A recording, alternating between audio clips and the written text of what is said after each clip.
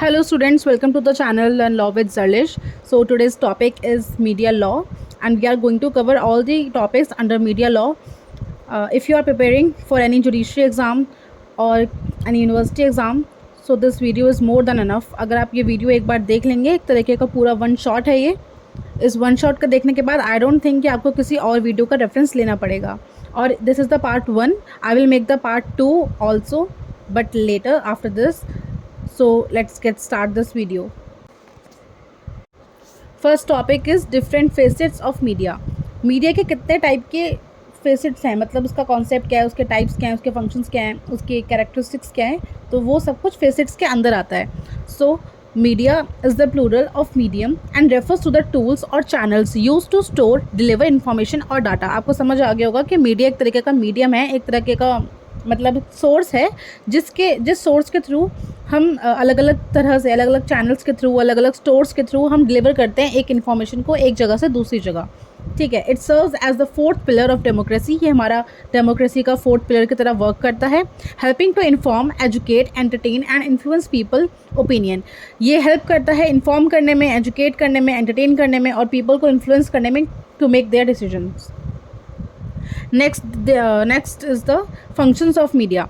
So functions of media सबसे पहला information देता है, डिसमेंट्स news and facts.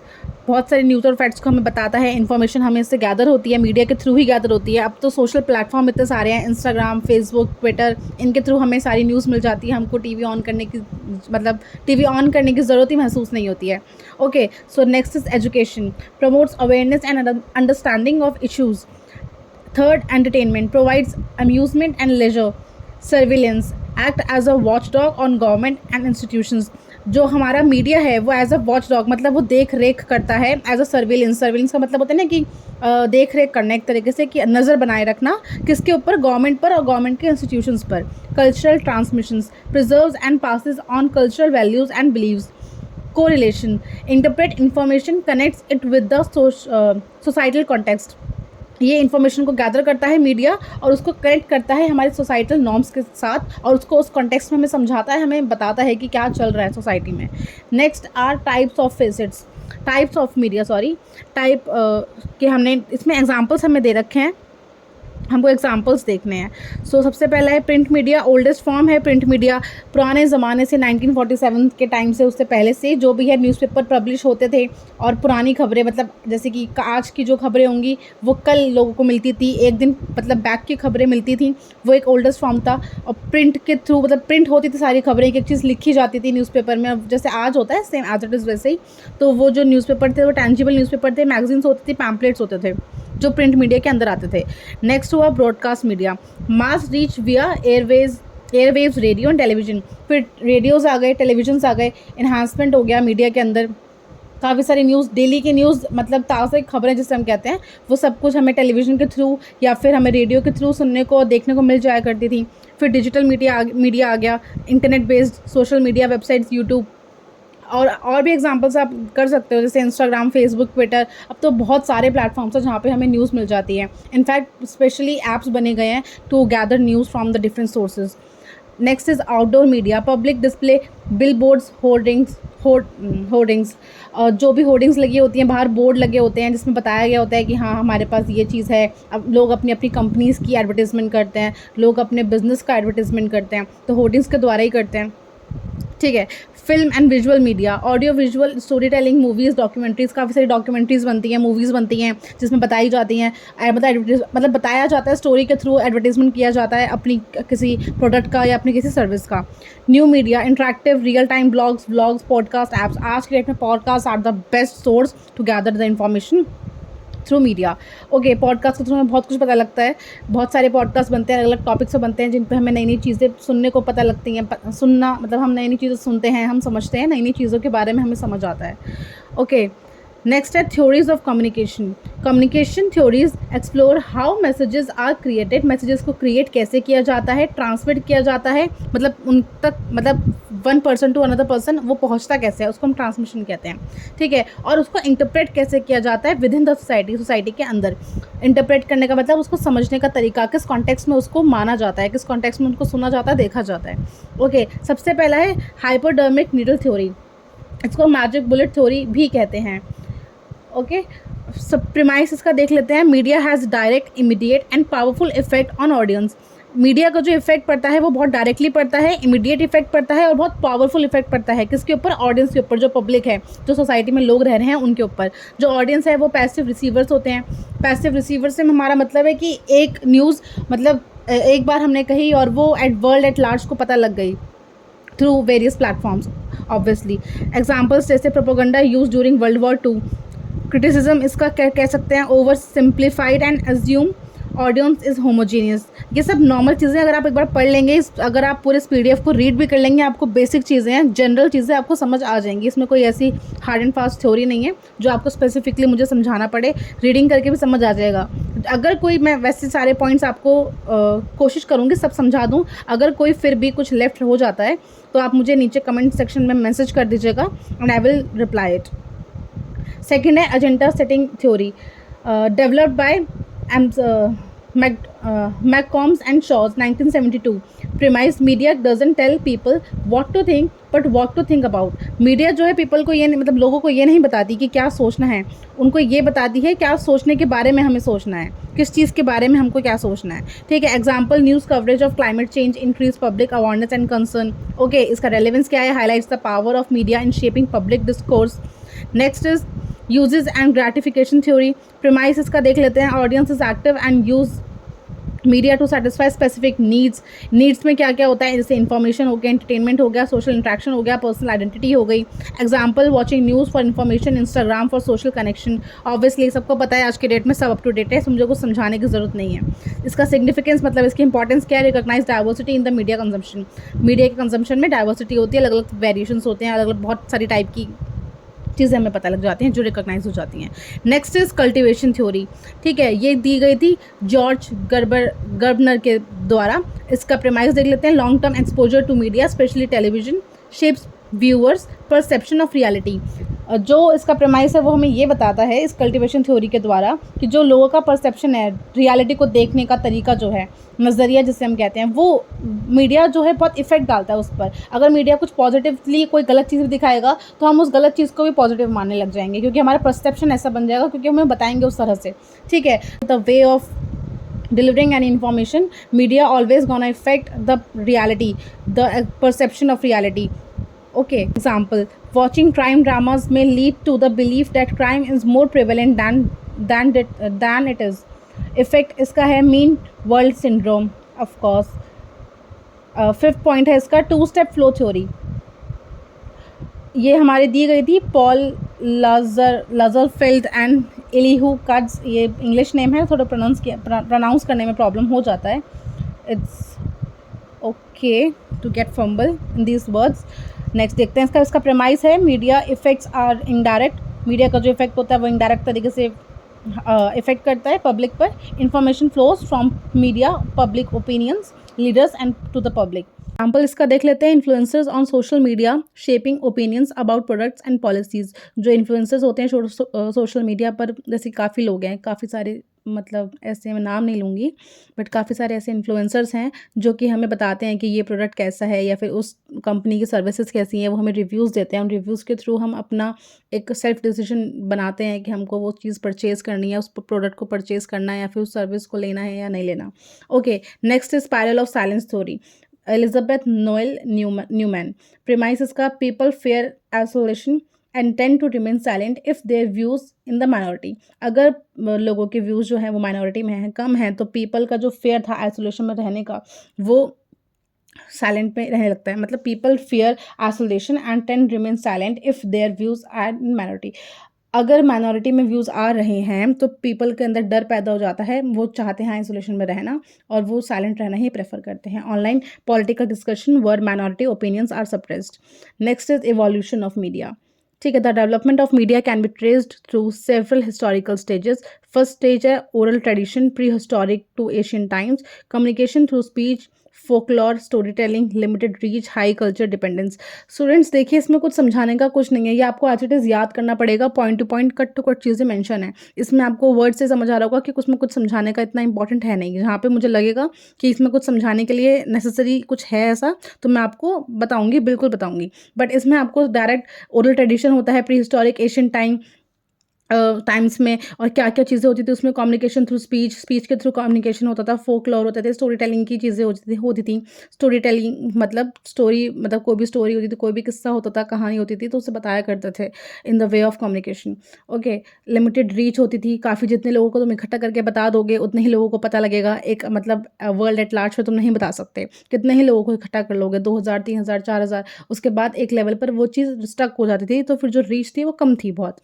High cultural dependence, तो ये आपको पता है कि कल्चरल डिपेंडेंस के ऊपर भी होता था, मतलब रिचुअल्स जो थे पहले के वो ऐसे ही थे, उन्हीं रिचुअल्स के अकॉर्डिंग वो कोई भी इंफॉर्मेशन दे रहे हैं, तो हमको उसी कॉन्टेक्स्ट में वो चीज़ें समझ आ रही हैं, तो ये वाली बातें।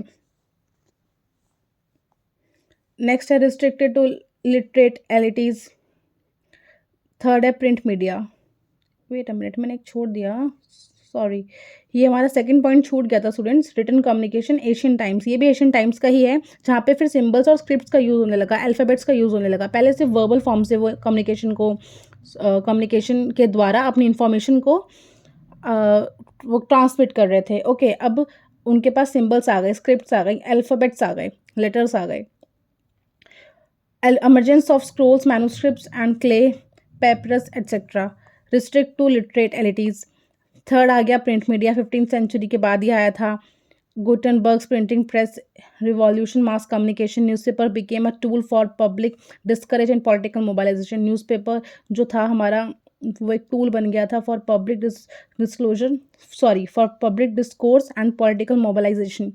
फोर्थ है इलेक्ट्रॉनिक मीडिया, 20th सेंचुरी में ही आया था। रेडियो, टेलीविजन, इम्पैक्ट, शेप उसका क्या पड़ा था आपको सब पता है, आप पढ़ सकते हैं। ये सिर्फ नॉलेज गेन करने वाली बातें हैं, कट टू कट पॉइंट्स मैंने मेंशन कर रखे हैं। आप इस पीडीएफ को अगर मुझसे चाहें तो मेरी ईमेल आईडी नीचे मेंशन है, advzerlishkhan@gmail.com, आप मुझे मेल कर सकते हैं। मैं सारी आपको जितनी भी ये पीडीएफ्स होंगी, जितनी मेरी वीडियोस मैंने बना रखी हैं अपने यूट्यूब पे, आपको अवेलेबल हो जाएंगी विद नोट्स, ठीक है, मतलब विद नोट्स, ये वाले नोट्स जो मैं बना रही हूँ ना, जो पेन से मैं लिख रही हूँ, ये वाले नोट्स के द्वारा।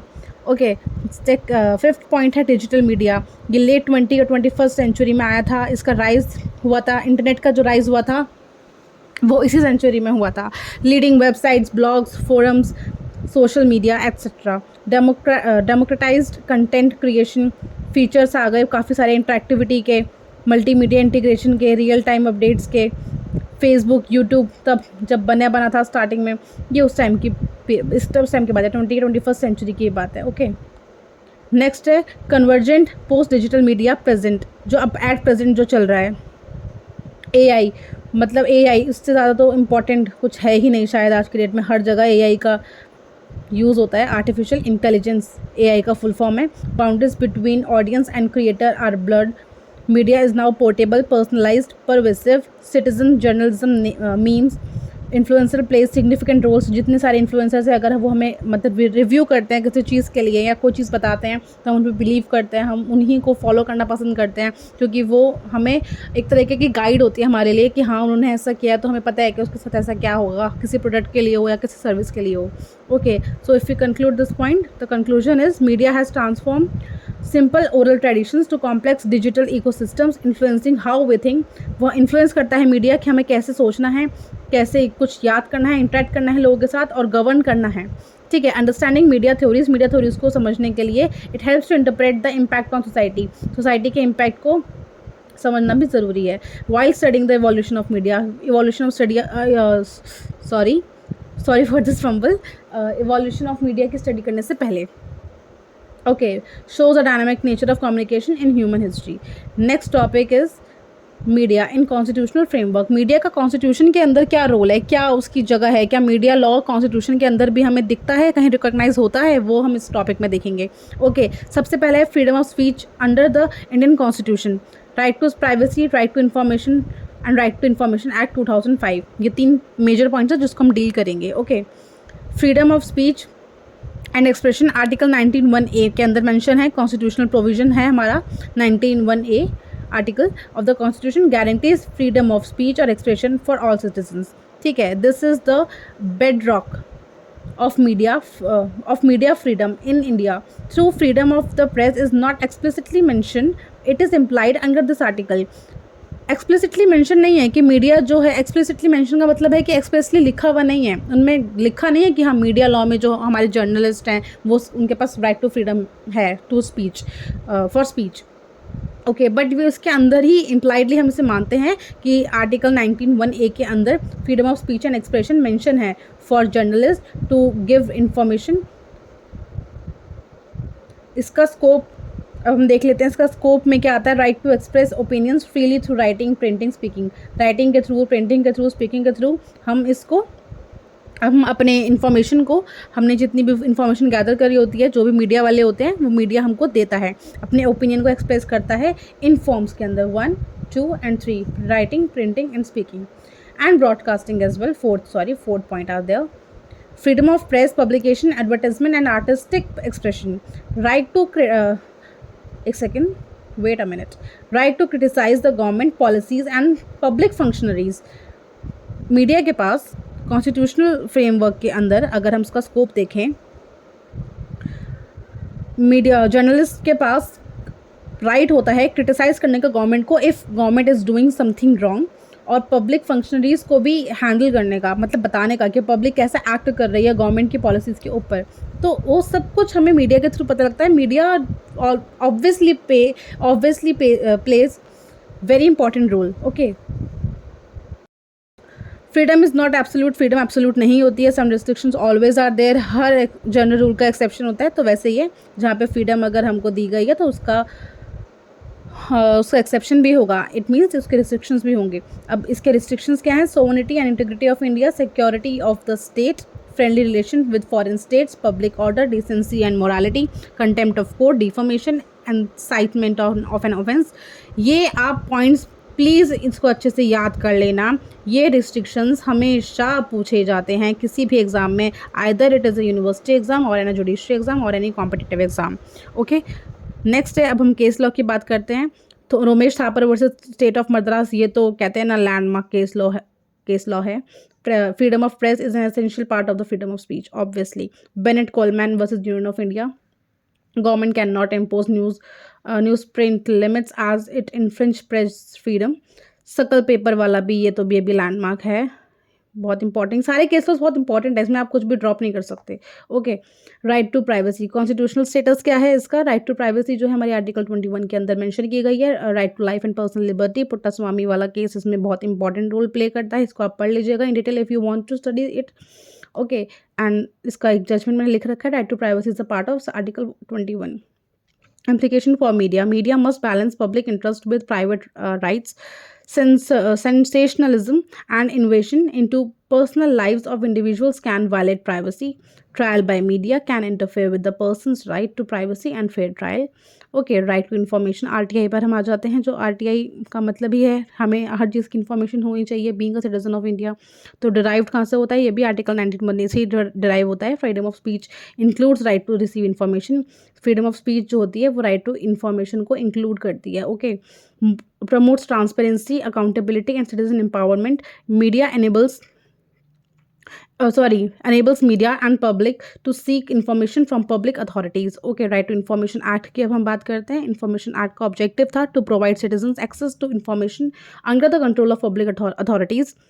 Key provision, section 3, every citizen has the right to information. Section 4, proactive disclosure by the public authorities, public information officers, PIOs designated in every government department. Information must be provided within 30 days of request. Exemption इसमें given है section 8 के अंदर. RTI की बात हो रही है, RTI Act की बात हो रही है जो 2005 में आया था. Must remember the year of that. Okay, information affecting national security, personal privacy etc. may be withheld. Impact इसका क्या पड़ा था? इसका impact of journalism. use RTI to investigate corruption, misgovernance and public policies. has become a tool for investigative journalism and whistleblowing. इसके limitations की अगर हम बात करें तो misuse of RTI for harassment, delays and non-compliance by public authorities. Amendments हुई थी 2019 में. must remember the year of it. diluted the autonomy of information commissioners. Balancing rights, media versus privacy. The media must walk tightrope between exercising its rights to freedom of expression and not violating privacy and or causing harm. Courts have emphasized and responsible use of media freedom in our constitutional democracy. If we conclude this point, then the conclusion will be in the Indian constitutional framework, media operates under the powerful umbrella under freedom of speech. जो Indian constitutional framework है हमारा, media जो होती है उसमें as a umbrella perform करता है right freedom of speech और एक्सप्रेशन के अंदर विथ कॉम्प्लीमेंट्री राइट्स इसमें होते हैं, जैसे कि राइट टू प्राइवेसी होता है, राइट टू इन्फॉर्मेशन होता है, to strengthen the democracy of the India. However these rights are subject to reasonable restrictions भी मेंशन है जो मैंने आपको बताई, आपको याद करनी है अच्छे से. Must be exercised ethically and responsibly. और इन सब राइट्स को, इन सब रूल्स रेगुलेशन जो भी मेंशन है कॉन्स्टिट्यूशन के अंदर अंडर मीडिया लॉ, उसको एथिकली और रिस्पॉन्सिबली उसको एक्सरसाइज करना होता है. Next topic is the legal dimension of media in India. Media and criminal law. अगर हम मीडिया और क्रिमिनल लॉ की बात करें, then this interaction deals with criminal offences that can arise through media content such as defamation, obscenity and sedition. आपको तीनों का मतलब मैं समझा देती हूँ. डिफॉर्मेशन का मतलब होता है कि हमारी बेइज्जती होना एक तरीके से. And must remember the two essentials of deformation, कि डिफॉर्मेशन जब भी हो वो पता लगे किसी थर्ड पर्सन को. दो ए ने बी को कुछ कहा और बी की डिफॉर्मेशन हो गई. नो, ए ने बी को जो कहा वो सी को पता लगना चाहिए कि बी के बारे में कुछ गलत कहा गया है. तो ये पहला एसेंशियल है डिफॉर्मेशन का. एंड द दूसरा एसेंशियल जो डिफॉर्मेशन का होता है वो ये कि कोई भी एब्यूजिव वर्ड, कोई भी ऐसी चीज़ जो फीलिंग्स को, सेंटिमेंट्स को हर्ट करे, तो उसको हम डिफॉर्मेशन कहेंगे. जो पब्लिक मोरल के अलावा, मतलब एक हम एग्जांपल अगर मैं लूँ तो मतलब मोरली वो चीज़ रॉन्ग हो, अगर वो लीगली भी रॉन्ग नहीं है तो लीगली रॉन्ग हो ही सकता है. ऑब्वियसली कोई भी इलीगल चीज़ गलत ही होगी, डिफॉर्मेशन होगा ही. बट अगर मोरली भी वो रॉन्ग है तो वो डिफॉर्मेशन में कंसिडर किया जाएगा. ऑब्ससीनिटी का मतलब सब जानते हैं, कोई भी ऑब्सीन एक्ट ऐसा करना, कोई भी ऑब्सीन ऐसी इमेजेस बनाना या पिक्चर्स लेना, कुछ भी ऐसा करना ऑब्सीनिटी के अंदर आता है. सेडिशन, अपने गवर्नमेंट के अगेंस्ट कुछ कह देना, सिंपल वर्ड्स में सेडिशन इसी को कहते हैं. Deformation under section 59 and 500 IPC के अंदर मेंशन है. और इसका आप न्यू सेक्शन देख लीजिएगा ज़रूर बीएनएस के अंदर. मैंने इसको अपडेट नहीं किया है, मैं आपको या तो अपडेट करके नीचे कमेंट सेक्शन में मेंशन कर दूँगी, पिन कर दूँगी. Okay. Deformation is the act of harming someone's reputation, किसी के रेपुटेशन को हार्म करना बाय फॉल्स स्टेटमेंट, और झूठी स्टेटमेंट जो होनी चाहिए. कोई भी डिफॉर्मेशन करेगा तो कुछ झूठ बोल के करेगा. अगर किसी ने ट्रुथ बोला है, जैसे कि सपोज ए ने बी के बारे में बोला कि बी चोर है और बी चोर नहीं है, और वो सी को पता लग गया कि वो बी के बारे में ऐसा बोल रहा है, तो वो डिफॉर्मेशन है. वहाँ पे दो एसेंशियल कवर हो गए कि ए ने बी के बारे में कुछ बोला और सी ने सुन लिया, और ए ने जो बी को बोला वो झूठ बोला. अगर बी वाकई में चोर होता और सी को पता लग जाता तो वो तो सच था. ए जो है वो डिफेंस ले लेगा कि हाँ मैं तो सच बोला कि वो चोर है, चोर को तो चोरी कहा जाएगा. ठीक है, तो वो statement must be false. Criminal defamation is punishable under IPC up to 2 years imprisonment. Under IPC नहीं, अंडर बीएनएस लिखिएगा. New law are applicable. Case law इसमें है Subramanian Swamy versus union of India 2016. Supreme court upheld the constitutional validity of criminal defamation, stating that the right to reputation is the part of right to life under Article 21. जो right to deformation है, right to reputation है, वो एक part है right to life का, जो कि article 21 of the constitution के अंदर मेंशन है. ओके, इसका एग्जाम्पल अगर हम ले, अ न्यूज़ चैनल falsely, ये वर्ड याद रखिएगा, falsely accuses a businessman of fraud without evidence damaging his reputation. तो falsely हुआ, और मीडिया ने करा तो मीडिया की वजह से, न्यूज़ चैनल ने करा, न्यूज़ चैनल की वजह से वो पब्लिक एट लार्ज को पता लग गया, दोनों एसेंशियल फॉलो हो गए, तो वो डिफॉर्मेशन में कंसिडर कर लिया जाएगा. Next is obscenity. पब्लिशिंग और transmitting obscene content is punishable. कोई भी ऑब्ससीन कंटेंट, गंदा, nude, something like that. Media must balance between the freedom of expression and the morality and decency. Case law. A weak Sarkar, State of West Bengal, Supreme Court held that obscenity must be judged from the perspective of an average person. Average person के द्वारा वो obscenity को judge किया जाएगा. And the context matters obviously. A nude photo of Boris Becker with fiancé was held not obscene. Example, a film trailer showing sexually explicit content may face censorship or charges under this section. Next point is sedition.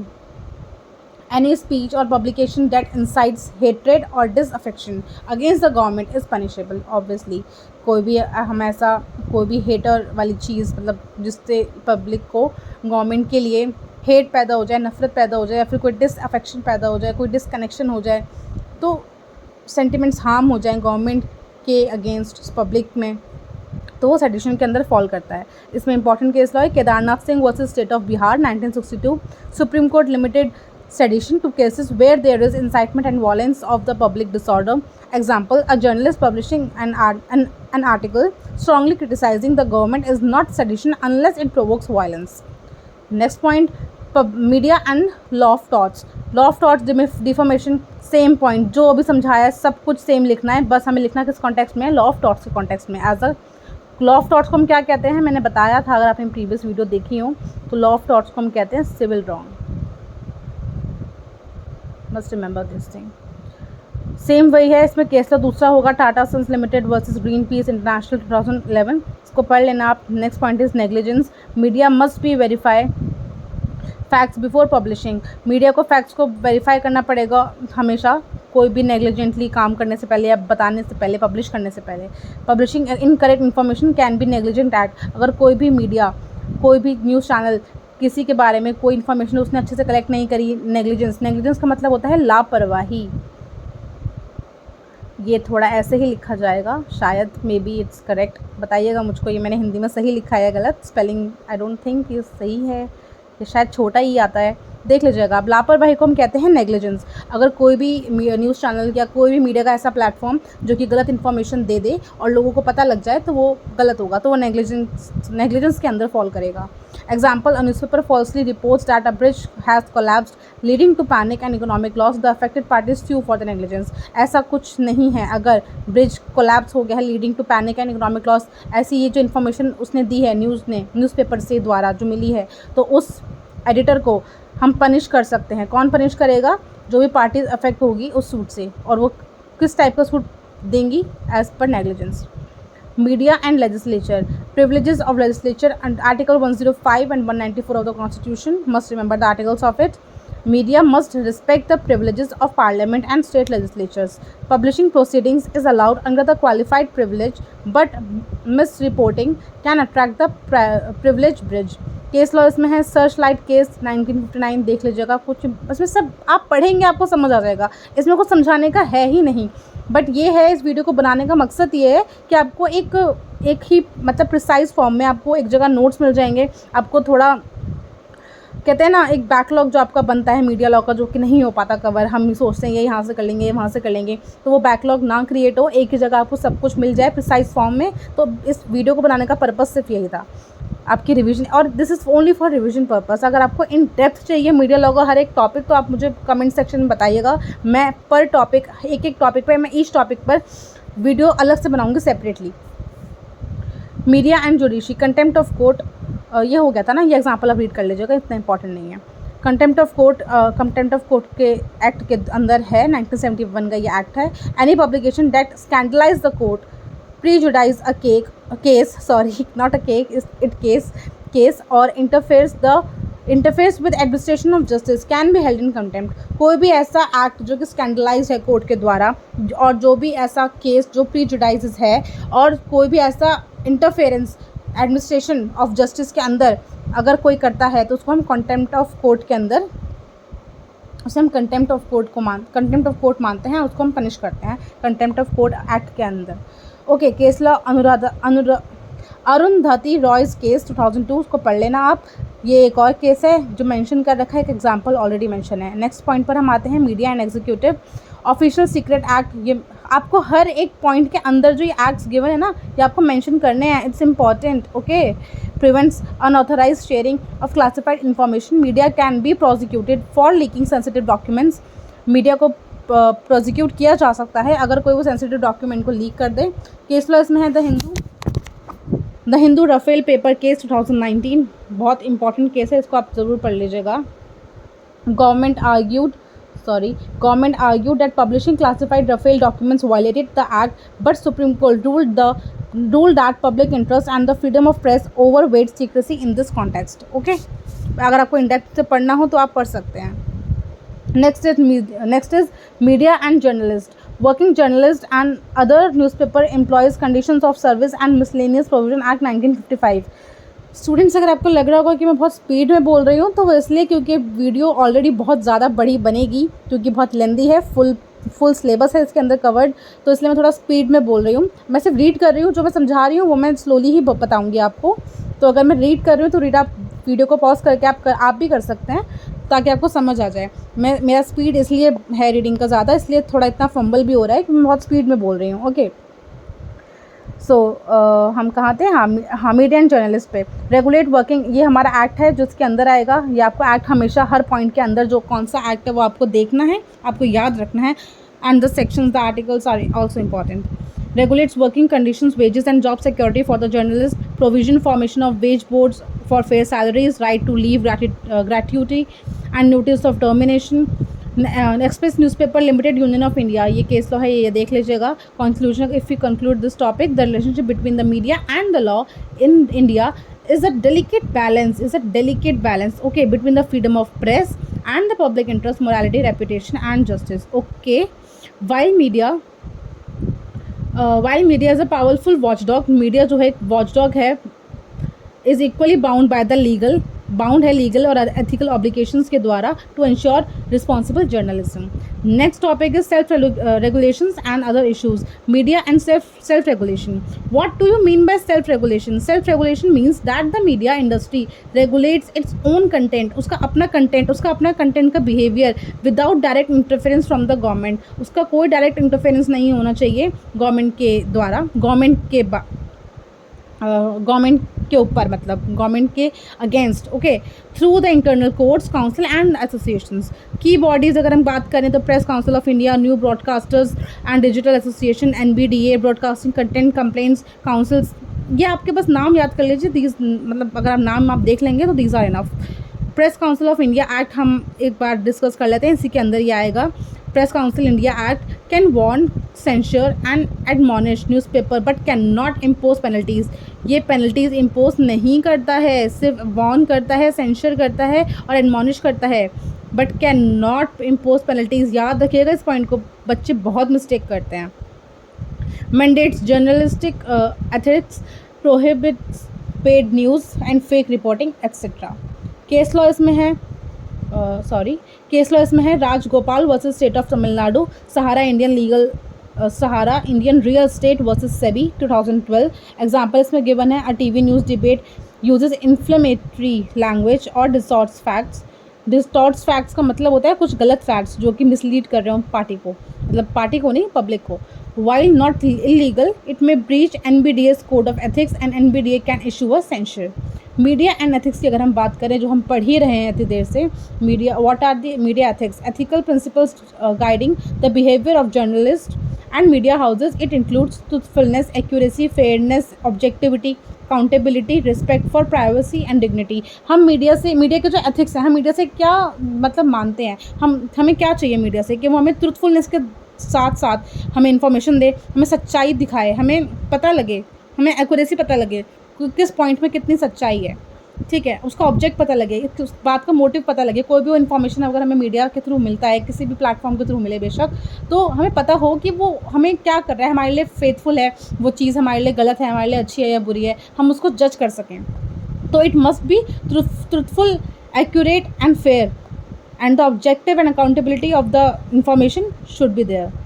Sensationalism, more points are there ना। Common ethical issues, अच्छा sorry, ये common ethical issues जो होते हैं वो कौन कौन से हो सकते हैं? Paid news, sensationalism, इन्वेशन of privacy, media trials, biased reporting.